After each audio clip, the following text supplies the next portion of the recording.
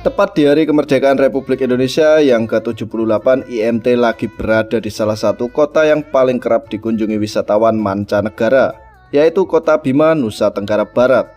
Kota Bima sendiri sering disebut sebagai kota tepian air, karena Kota Bima secara geografis dekat dengan pantai dan dikelilingi oleh laut.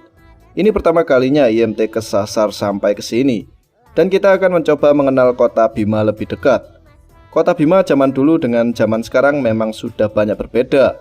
Apalagi Kota Bima sekarang sudah menjadi tujuan wisatawan mancanegara karena letaknya yang menjadi penghubung dari beberapa daerah wisata yang lain di Nusa Tenggara Barat. Oh ya, pasti jauh beda dong.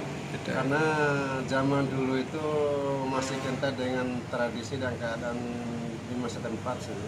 Belum begitu berkembang seperti sekarang ini. Ya, abang sendiri kaget ya pulang dari Timur, pulang dari NTT selama 3 bulan di tahun ya, kembali Kota Bima ya, saya lihat ya perkembangan Bima ya sudah lumayan bagus ya. Ya memang ini tempat Bima ini bagus strategis karena di samping kota ya, kalau mau dibilang pariwisata masuk kota pariwisata. Karena setiap orang barat datang atau boleh datang itu pasti masuk dari Bima ini untuk menuju ke contoh mau ke Komodo atau ke Timur NTT itu harus lewat Bima dulu karena penyeberangan feri itu mulai start dari Bima sini menuju ke Sape baru bisa menyeberang ke Flores.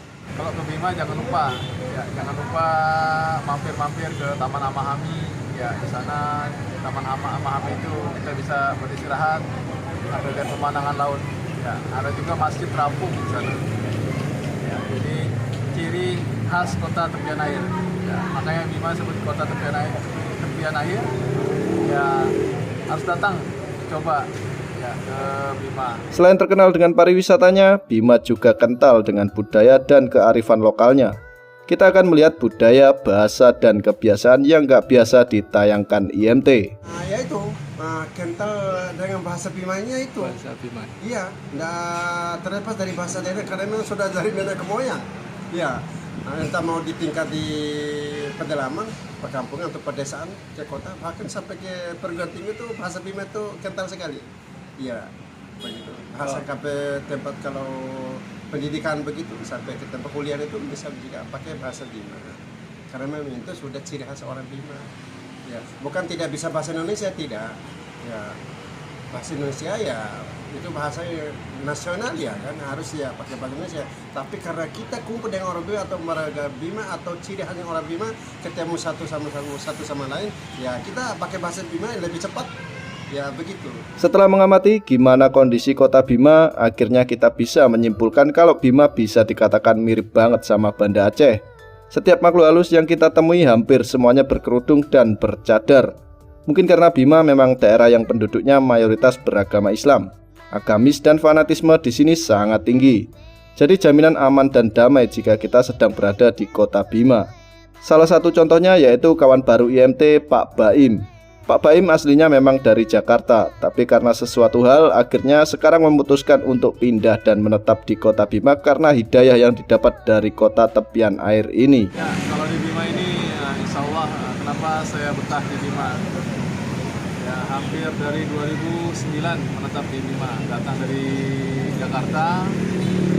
Yang bikin betah itu karena sini suasananya agamais. Ya, agamais ya.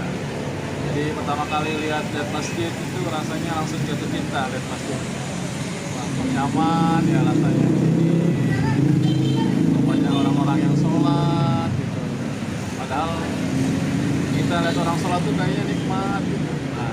Sepanjang jalan atau perjalanan dari Mataram sampai Lombok, kita lihat di sepanjang jalan Lombok itu banyak masjid. Ternyata sampai di Bima juga banyak masjid juga. Tapi lebih banyak di Lombok masjid karena terkenal dengan 1000 masjid di Mataram Lombok itu. Nah, akhirnya memutuskan untuk menetap di Bima.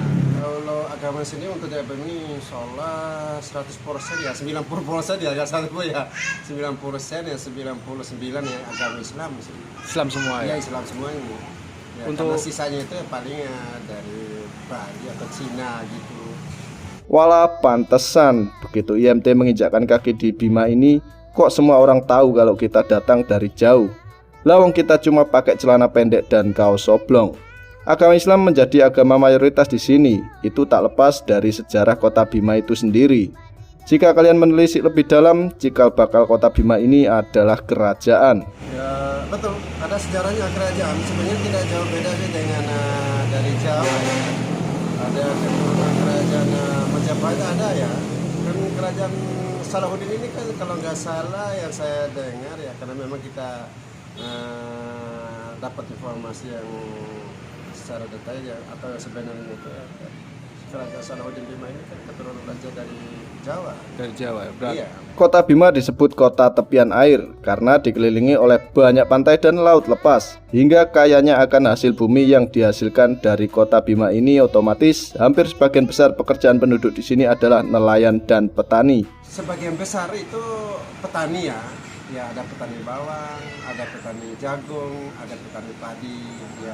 Ya sisanya ada pegawai, ya ada pengusaha nih juga maksudnya.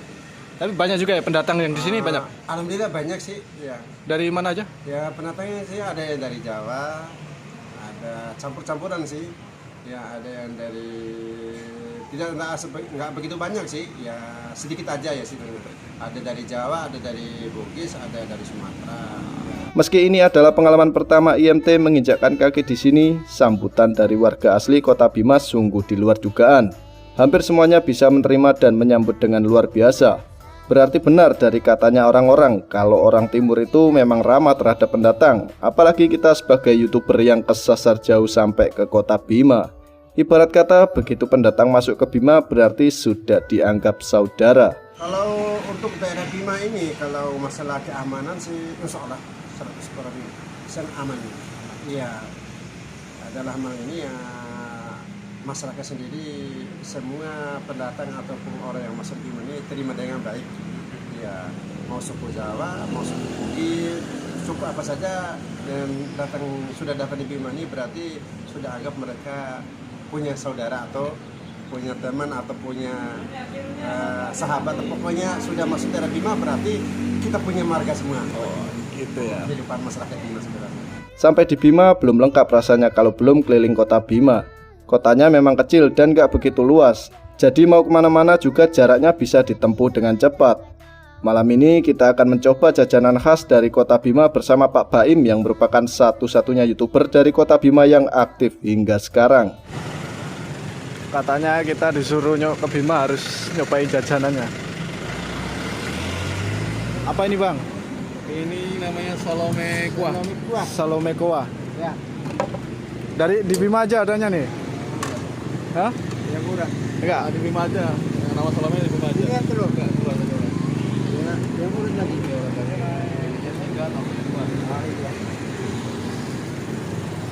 Ini daerah mana ini? Ini namanya di depannya Lancar Jaya. Lancar Jaya. Cabang Lancar Jaya. Ya. Salome kuahnya Masian. Salome Kuah Masian. Ini ciri khas makanan Bima. Ciri khas. Ciri khasnya apa ini? Ini makanan gini-gini. Kayak gini. Karena sini kan banyak sapi. Sapi kurban itu kan larinya ke Jawa semua. Ya inilah. Karena gampang kalau cari daging-daging di sini ini.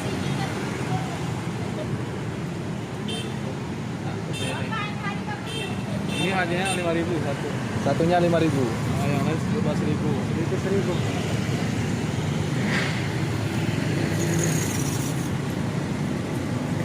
Ini bakso Pok Jaya Raya.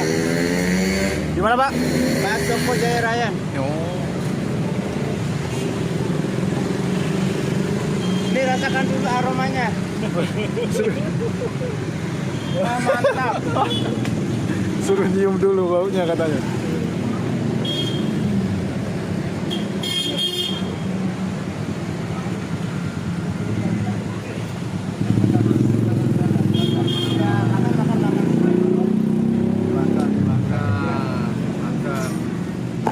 Kalau di Jawa mirip sama bakso gitu ya? Nah, bakso kalau di Jawa. Kalau Jawa. Di sini salome, bakso ada, tetap ada. Tetap ada. Salome sendiri ada ya?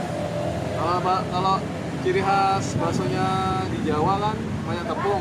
Kalau salome ini dibilang banyak tepung, tapi udah sekelas bakso. Ini guys. Oke, kita makan dulu lah. Sebagai traveler yang sering menggunakan kendaraan bus yang biasanya kita sebut sebagai bismania, Kota Bima wajib menjadi agenda kalian para Bismania karena jalur lintasan Bima Sumbawa sangat menantang adrenalin untuk dicoba. Hal yang lain bikin menarik adalah semua bus yang start dari Kota Bima ke arah barat seperti Sumbawa, Mataram, dan Bali hingga ke Jawa, berangkatnya akan bersamaan dari Terminal Darah Kota Bima. Kalau enaknya trip pagi. Dari sini naik OBL, Sapar Java Raya, lintas sepanjang jalan itu dari Bima sampai dengan Sumbawa, ya melihat pemandangan alam, ya pinggir laut dan pegunungan. Nah, kalau dari Mataram, coba juga bis paginya, berangkat jam 9 pagi dari Terminal Mandalika, start ya. Nah disitulah kita akan melihat keindahan pinggir jalan masjid, sepanjang jalan, pinggir laut dan gunung. Memang kalau pagi hingga siang hari terminal ini seperti terminal mati. Kurang lebih seperti inilah kondisi ketika pagi hari hingga siang hari. Tapi begitu menginjak sore hari, pemandangan akan 180 derajat berubah. Bus-bus akan mulai datang silih berganti memasuki kawasan terminal. Karena semua bus yang akan berangkat menuju masing-masing tujuan hampir semuanya berangkat setelah maghrib atau paling lama setelah isya. Bisa dibayangin gimana ramainya ini terminal kalau senja semakin terlihat. Bisa dibilang sudah mirip sama terminal Batoh Banda Aceh atau terminal Jati Kudus. Wah, digojlokin terus sini. Ini ada Rasa Sayang, ada Dunia Mas, Ya. Surabaya Indah, Ya. Tiara Mas, Surya Kencana Prima Jaya, ada Surya Kencana, sama Titian, kemudian Surya Kencana semua itu ya. Ya. Otomatis kalau kalian sudah mencoba bus dari Bima, keseruan akan hadir ketika nanti ketemu bus-bus balap di lintasan.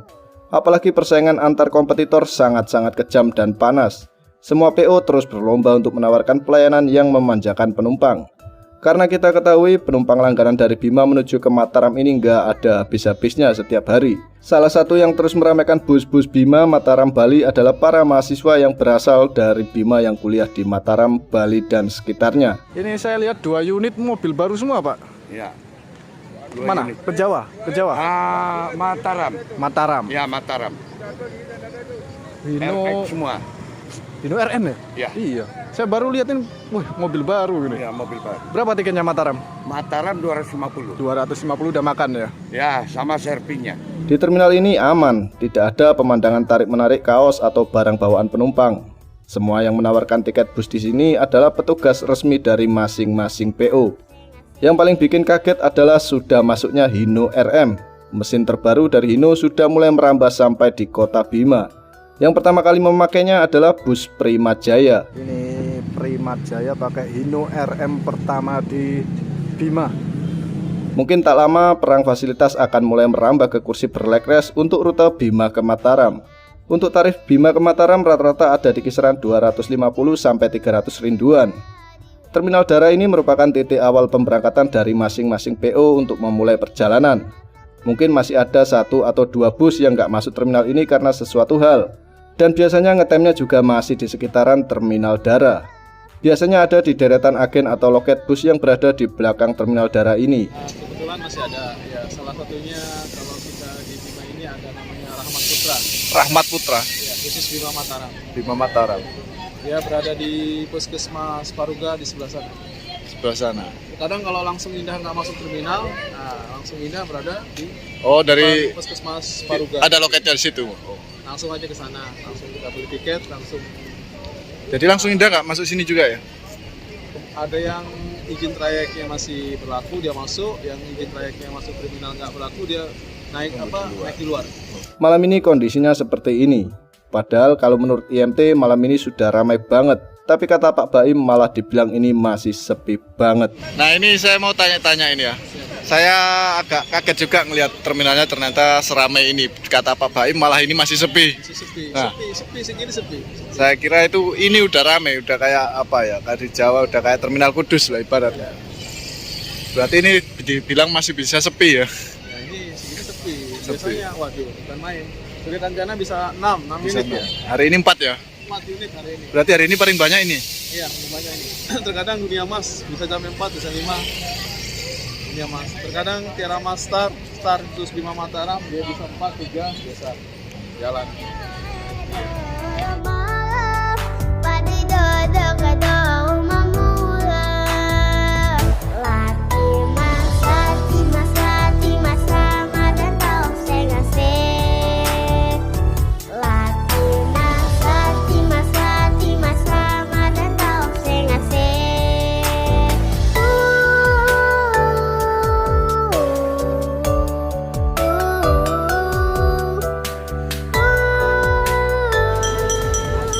Halo pasukan armarm Bima, ini saya lagi bingung nih mau naik apa ini. Bisnya ternyata banyak banget di sini. Saya kira terminal merupakan tempat singgah kalau di luar Jawa. Ternyata di sini tempat pemberangkatan awal. Ini saya bingung mau naik apa ini. Pilihannya keren-keren bisnya.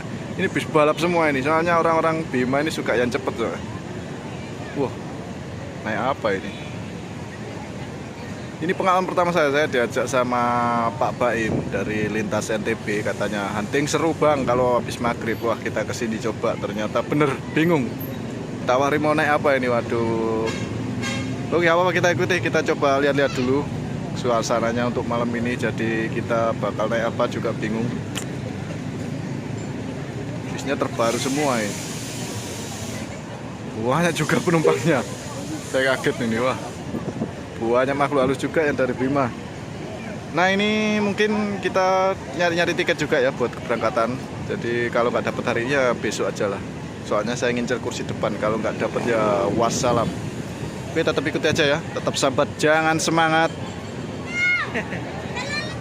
Ini ada yang berangkat, persiapan berangkat, ada Titian Mas. Dia sudah pakai model terbaru ya. Pakai model Jetbus 2 yang ada berbandung. Saya pengen naik Titian juga sih, tapi ngincer yang masih single gas jadul-jadul itu. Katanya Pak Baim masih ada, tapi untuk hari ini pemberangkatannya single gas. Next lah, kita atur lagi, gak apa-apa. Itu dia tujuan ke arah Surabaya Malang. Jadi dari Bima ke arah Surabaya sampai ke Malang. Kalau yang Jakartaan itu namanya Mitra Titian ya, yang pakai Ventura terbaru itu. Untuk di sini kita kurang tahu interiornya kayak gimana. Yang pasti yang kita tahu biasanya sih 22 toilet ya. Tapi kalau mungkin ada leg rest ya kita kurang tahu. Cuman bis-bisnya ini model terbaru. Nanti kita tanya-tanya sama Pak Baim juga untuk bis-bis di sini itu seperti apa. Ini ada Prima Jaya. Saya baru tahu Prima Jaya sudah tembus ke Bima. Ternyata dia jalan, kata Pak Baim, jalan Bima ke Mataram ini untuk sementara ini. Pakai unit yang ini. Saya tahunya kan Prima Jaya itu kalau ketemu di jalan saya trip Jawa Sumatera itu dia jalan Palembang ke Bali. Tapi ternyata sampai Bima ada. Mungkin ini udah persiapan berangkat. Pakai Jetbus 2 di Putro. Pembalap ini sepertinya. Untuk 2 bus yang di depan kita ini dia Surya Kencana jalan 2 hari ini. Wah, banyak peminatnya berarti. Memang ya Surya Kencana akhir-akhir ini perubahannya cepet banget. Dia cuman rutenya rute cetek, rute pendek, cuman Bima Mataram. Seandainya sampai Bali apa Surabaya kan wah keren loh. Jalan 2 hari ini. Om telolet om, banyak banget mania bocil di sini yang minta telolet. Ini penampakannya kalau dari dekat. Wah, sudah kekinian ya. Banyak boneka juga di depan ini pakai Avante. Oh ternyata jalan 3 teman-teman, itu di belakang ada skor X-nya itu. Jalan 4, sehari jalan 4 berarti ini. Untuk penumpangnya ini persiapan ini. Biasanya ini yang anter yang banyak ini. Tapi nggak tahu lagi kalau memang ini berangkat semua ya. Ya Bima ke Mataram. Nah kita coba lebih dekat ya. Ini yang masih single glass skor X ini. Kalau saya tahunya sih dari sosial media memang yang jalan keseringan yang dipakai banyak trip report ya yang ini, yang skor X ini ya. Itu cocok sebenarnya ini buat trip report. Tapi sayangnya udah banyak di YouTube, saya cari yang belum ada aja lah. Yang nganter makhluk halus semua. Ukti. Jadi kalau di Bima saya baru ngerti ya, di Bima itu memang hampir semuanya itu muslim. Jadi sudah mirip sama Aceh. Ini saya sendirian nih yang pakai celana pendek. Oh ada temennya itu abang yang pakai celana pendek. Yang lain kalau cewek hampir berjilbab semua sih. Ini mau berangkat ya. Next lah kita biar diaturkan Pak Baim gimana caranya. Nanti kita cari bis apa, naik apa. Pokoknya biar enak buat trip report. Jangan seperti yang waktu berangkat tuh babak belur dapat yang berbandu. Halo Pak Baim. Oke, siap Mas Bayu. Nah ini saya mau tanya-tanya ini ya. Saya agak kaget juga ngelihat terminalnya ternyata seramai ini. Kata Pak Baim malah ini masih sepi. Sepi. Saya kira itu ini udah ramai, udah kayak apa ya? Kayak di Jawa udah kayak terminal Kudus lah ibaratnya. Rasa sayang baru berangkat. Berarti rasa sayang berangkat 2 hari ini ya. Yang sebelah sana tadi ada Celsius itu. Ini yang Jetbus rombakan. Dia ke arah Jakarta, Tangerang, Balaraja.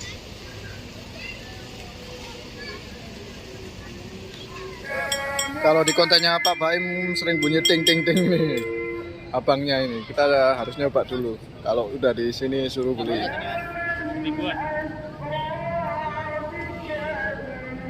Yang bunyi ting ting ting. Ini Tiara Mas juga mau berangkat, dia ke arah Jakarta mungkin ya, Poris. Balaraja juga ada mungkin kayaknya. Jadi ini terminal nggak ada jalur sama sekali ya, penumpangnya banyak yang nganter, juga ada yang terlihat anu-anuan, jadi ya bersih lah ibaratnya, aman buat penumpang. Oke, adzan dulu.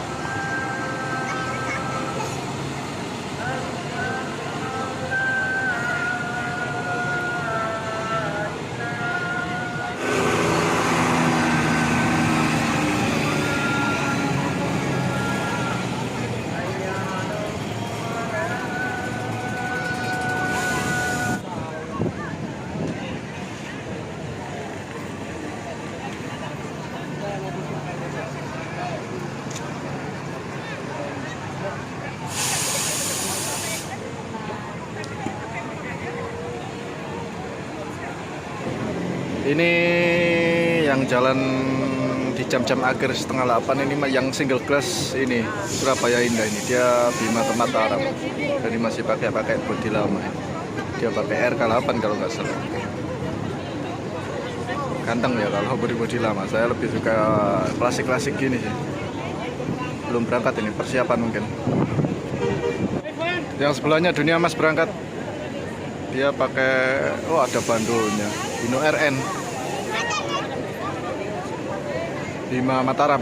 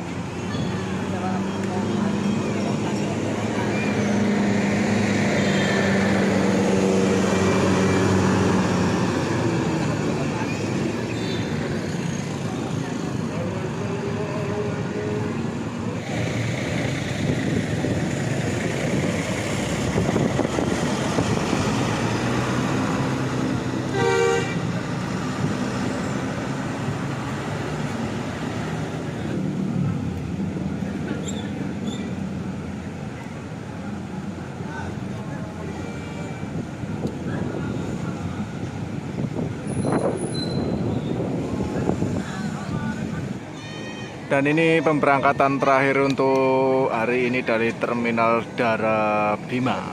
Jadi terima kasih yang sudah menonton ya. Nah, kita masih bingung mau naik apa, ternyata pilihannya seperti itu untuk bis-bis ke arah Mataram maupun ke Jawa. Jadi paling tidak kita udah punya pandangan lah, bis yang dari Bima ke arah Jawa apa aja. Tapi belum tahu kita bakal naik apa, tetap sabar, jangan semangat.